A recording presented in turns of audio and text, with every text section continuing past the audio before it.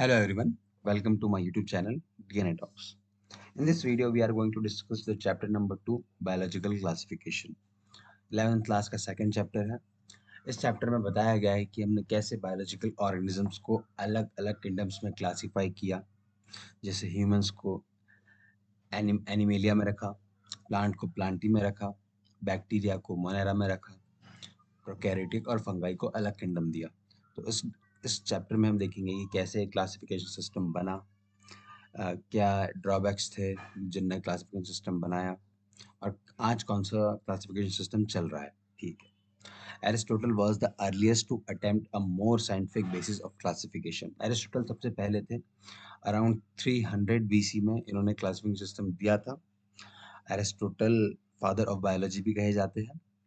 ही used simple morphological characters. उन्होंने simple morphological characters दिए थे, जैसे लीव्स का कलर, प्लांट की हाइट वगैरह, मॉर्फोलॉजिकल जो बाहर से दिखते हैं।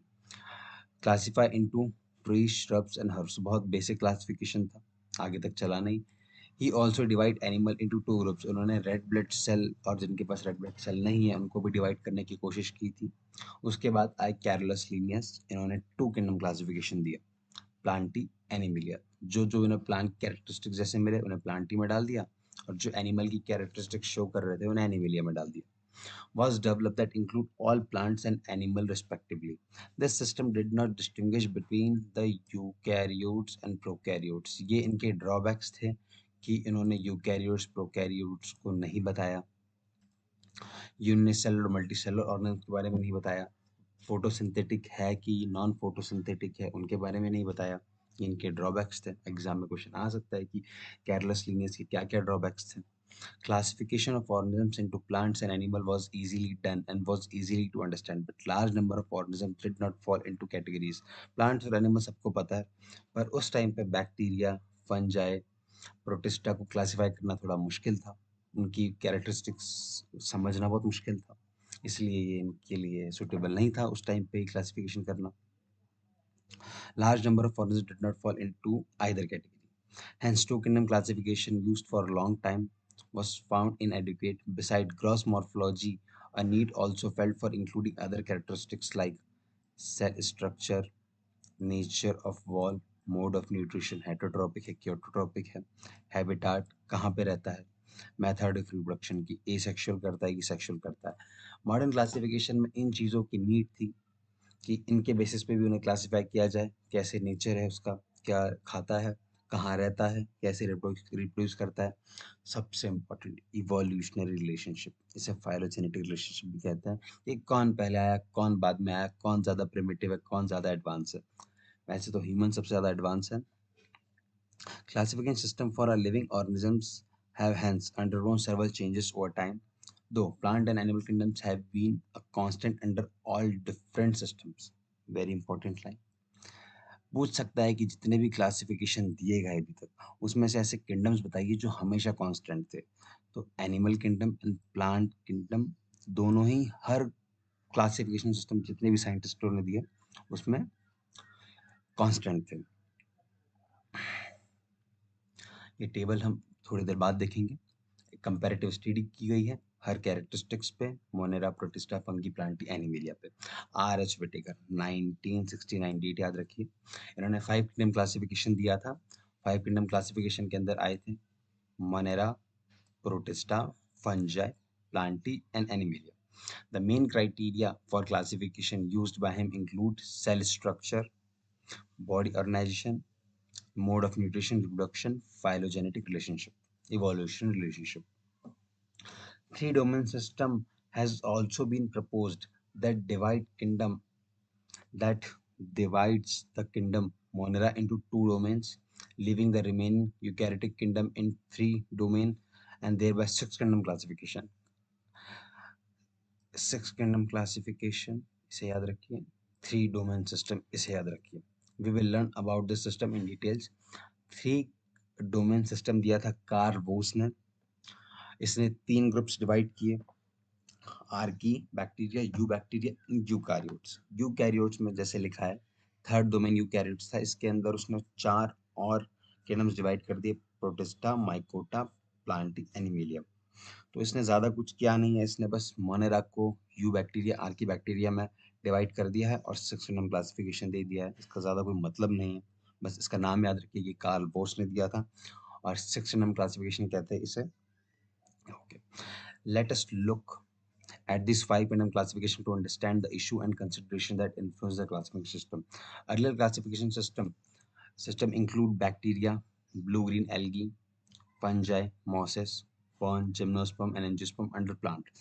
इन सब को पहले जो क्लासिफिकेशन दिया था उसमें प्लांट्स में डाल दिया गया था, जैसे कैरोलस लिनियस ने सिर्फ प्लांट या एनिमिलिया डिस्कवर किए थे, उन्होंने इन सबको प्लांट में डाल दिया था। पर अब आगे देखेंगे कि बैक्टीरिया का अलग किंगडम है, फंजाई का अलग किंगडम है, मॉसेस का अलग किंगडम है, जिम्नोस्पर्म एंजियोस्पर्म सारे एक ही किंगडम में आते हैं प्लांट में।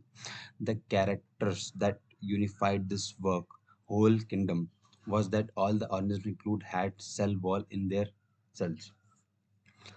This placed together groups which widely differ in other characteristics. It brought together the prokaryotic bacteria and blue-green algae. Blue-green algae को cyanobacteria भी कहते हैं।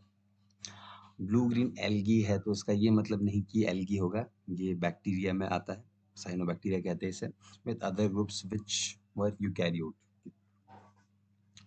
It also grouped together the unicellular organisms and multicellular ones, say Chlamydomonas and Spirogyra were placed under algae.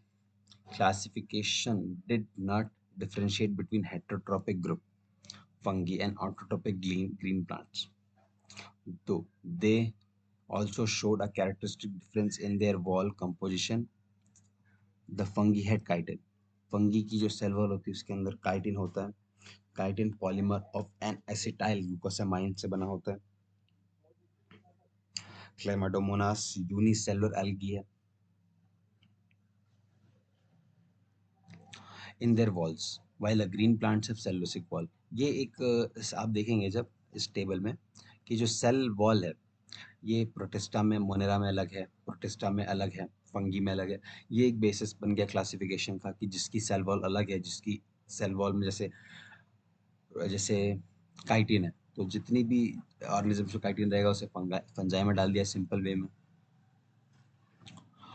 All prokaryotic organisms were grouped together under, जितने भी prokaryotic organisms थे, prokaryotic और eukaryote आपको पता होंगे, उन्हें मोनेरा में डाला गया। यूनिसेलुलर यूकैरियोट्स यूनिसेलुलर थे पर यूकैरियोटिक थे, उन्हें प्रोटिस्टा में डाल दिया गया। Kingdom Protista has brought together Chlamydomonas corella, earlier placed in algae within plant, and both have cell wall with paramecium and amoeba. ये जो क्लैमिडोमोनास कोलेरा है ये यूनिसेलुलर एल्गी है, इसीलिए इन्हें यूनिसेलुलर नेचर होने के कारण इन्हें प्रोटिस्टा में डाल दिया गया। It has put together organisms which in earlier classification were placed in different kingdoms. These happened because the criteria of classification changed. This kind of change will take place in future too, depending on the improvement in our understanding of characteristics and evolution relationship. अगर कोई और scientist आता है और और बेहतर classification system देता है तो ये सिस्टम सारे चेंज हो जाएंगे, ये यही कह रहे हैं यहाँ पे। Over time an attempt has been made to evolve a classification system which reflect not only the morphological, physiological and evolutive similarities but also a phylogenetic based on evolutionary relationship. In this chapter we will study characteristics of kingdom Monera, Protista, fungi of Whittaker system of classification. The kingdom Plantae and Animalia, commonly referred to as plant and animal, ये हम आगे वाले chapter में पढ़ेंगे। Let's start with kingdom Monera. Bacteria are sole, बहुत important line, bacteria are sole बहुत important line है, ठीक है, कि इस किंगडम के अंदर सारे ही बैक्टीरिया होते हैं। इसकी कैरेक्टरिस्टिक्स क्या होती है, ये प्रोकैरियोटिक होते हैं, ठीक है, बैक्टीरिया सारे प्रोकैरियोटिक होते हैं और जितने प्रोकैरियोटिक ऑर्गेनिजम्स हैं उन्हें मोनेरा में डाल दिया है। They are most abundant microorganisms, हर जगह मिलेंगे। Bacteria occur almost everywhere, hundreds of bacteria are present in handful. आप मुट्ठी उठाओ, मुट्ठी में अगर काउंट करने बैठो तो हंड्रेड्स ऑफ बैक्टीरिया मिल जाएंगे आपको। They also live in extreme habitat such as hot spring, hot water, subterranean volcanic activity, जहाँ पे बहुत बहुत गर्म चीज़ होती है वहाँ पे मिल जाएंगे, डेजर्ट पे मिल जाएंगे, स्नो में मिल जाएंगे, डीप ओशन जहाँ मतलब कोई ह्यूमंस बहुत मुश्किल से पहुँच पाए वहाँ पे मिल जाएंगे आपको। बैक्टीरिया को 4 कैटेगरीज में बांटा है शेप के अकॉर्डिंग: कोकस, बैसिलस, स्पाइरलम, विब्रियो। ठीक है, क्वेश्चन आ सकता है, इसके शेप्स दे दिए और आपसे मैच द फॉलोइंग करके पूछ सकता है कि कौन सा शेप है, बैसिलस कौन सा है, स्पाइरला कौन सा, विब्रियो कौन सा। ठीक है, तो the bacterial structure is very simple, they are very complex in their. उसका स्ट्रक्चर तो बहुत सिंपल होता है, प्रोकैरियोटिक सेल का स्ट्रक्चर बहुत सिंपल होता है, उसके पास मेम्ब्रेन भी नहीं होता है, पर उसका जो एक्टिविटी होती है, उसका जो बिहेवियर होता है, बहुत कॉम्प्लेक्स होता है। Compare to many other organisms, they bacteria as a group show most extensive metabolic diversity. बहुत इंपॉर्टेंट लाइन आप यहाँ देखेंगे, आप इस टेबल में मोनेरा है, यहाँ की बैक्टीरिया है। इसका मोड ऑफ न्यूट्रिशन क्या है? ऑटोट्रोपिक भी है, फोटोसिंथेटिक भी है, कीमोसिंथेटिक भी है, सैप्रोफाइटिक, पैरासाइटिक। आप इधर कंपेयर कीजिए, लिखा ही कम कम है तो कम ही होगा। इधर देख लीजिए कितनी मस्त मेटाबॉलिक एक्टिविटी शो करता है bacteria. They synthesise their own food, autotrophic जो होता है अपना खुद फूड बनाते हैं।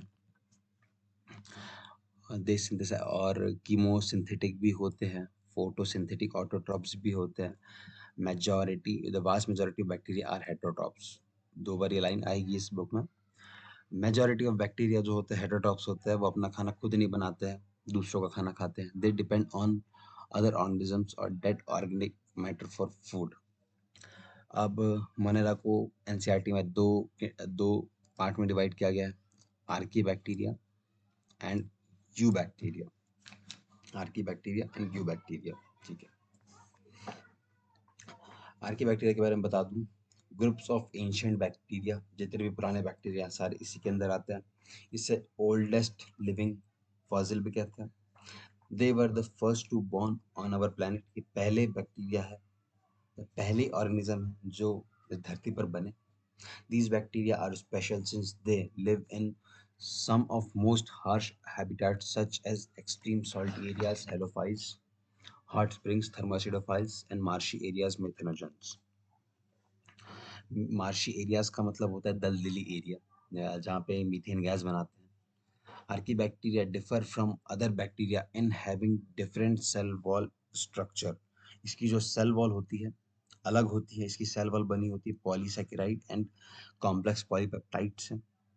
And this feature responsible for their survival. यही यही इसकी सेल वॉल का ही जो स्ट्रक्चर है, इसी कारण ये इतनी हार्श हैबिटेट में सर्वाइव कर पाता है। Methanogens are present in the gut of several ruminant animals. Ruminant animals वो होते हैं जैसे गाय भैंस, वो खाना खा लेते हैं, उनके पास शायद 4 कंपार्टमेंट्स होते हैं स्टमक में। वो अपना खाना निकालते हैं, फिर च्युई करते हैं उसे और फिर खाते हैं। शीप्स एग्जांपल हो गया, गोट, कैटल इसके एग्जांपल है रूमिनेंट एनिमल्स के, such as cow, buffalo, and they are responsible for production of methane biogas from the dung. इनके डाइजेस्ट सिस्टम में ये बैक्टीरिया प्रेजेंट होते हैं, जो जो गोबर में निकल के मीथेन का प्रोडक्शन करते हैं। इसके एग्जांपल्स हो गए मीथेनोबैक्टीरियम, मीथेनोकोकस, रूमेनोकोकस जो रूमिनेंट एनिमल्स के अंदर रहता है, ये रूमेनोकोकस हो गए। अब आते हैं यू बैक्टीरिया। यू बैक्टीरिया का मतलब होता है true bacteria. There are thousands of different eubacteria और true bacteria. They are characterized by the presence of rigid cell wall. इसकी सेल वॉल बनी होती है पेप्टाइडोग्लाइकेन, म्यूरिन से बनी होती है। इफ मोटाइल होगा, अगर मोटाइल होगा तो फ्लैजेलन प्रेजेंट होगा। The cyanobacteria, also referred to as blue-green algae, have chlorophyll A, similar to higher plants. इसलिए इसे फोटोसिंथेटिक ऑटोट्रॉप्स कहते हैं। यहाँ पे आप नाम देखोगे फोटोसिंथेटिक, कीमोसिंथेटिक, तो इनके मतलब देख लेते हैं। फोटोसिंथेटिक ऑटोट्रॉप्स वो होते हैं use light energy for food synthesis, अब लाइट लेते हैं और अपना खाना बनाते हैं। कीमोसिंथेटिक वो होता है they use chemical energy instead of light energy for food synthesis. Chemical energy is obtained from oxidation of chemical compounds. Oxidation करते हैं और केमिकल कंपाउंड्स का और एनर्जी बनाते हैं। The cyanobacteria are unicellular, colonial, filamentous. ये यूनिसेलुलर भी होता है, कॉलोनियल भी होता है। यूनिसेलुलर का एग्जांपल होता है स्पाइरुलिना, एडिबल बीची कहते हैं जिसे। कॉलोनियल का होता है एनाबीना। फिलामेंटिशियस का एग्जांपल होता है ऑसिलेटोरिया। फ्रेश वाटर में मिलता है, मराइन वाटर में मिलता है, टेरेस्ट्रियल में भी मिलता है। ठीक है, the colonies are generally surrounded by gelatinous sheet. They often form blooms in polluted water. आप देखेंगे पोल्यूशन वाटर में कुछ अलग कलर दिखाई देते हैं, कभी रेड ब्लू, वो इसी बीजे की वजह से दिखाई देता है। Some of these organisms can fix atmospheric nitrogen in specialized cells called heterocyst। बहुत इंपॉर्टेंट है, बहुत बार एग्जाम में आ भी चुका है। आपको ये एनाबिना का, ये नॉस्टॉक का फोटो दे देंगे, पूछेंगे कि इसमें से कौन सा सेल है जो नाइट्रोजन फिक्सेशन करता है, आपको हेटेरोसिस का एग्जाम आंसर देना है। Nostoc and Anabaena, you bacteria का नाइट्रोजन फिक्सेशन में बहुत बड़ा रोल होता है। कीमोसिंथेटिक ऑटोट्रॉप बता दिया है, केमिकल का ऑक्सीडेशन करता है और एंटी बनाते हैं। Bacteria are oxidise various inorganic substances such as nitrate, nitrite and ammonia and use this related energy for ATP production. They play a great role in recycling nutrients like nitrogen, phosphorus, iron। अब आते हैं heterotrophic bacteria. एक line हमें ऊपर भी मिली थी कि सबसे ज़्यादा अबंडेंट होते हैं, मोस्ट अबंडेंट इन नेचर।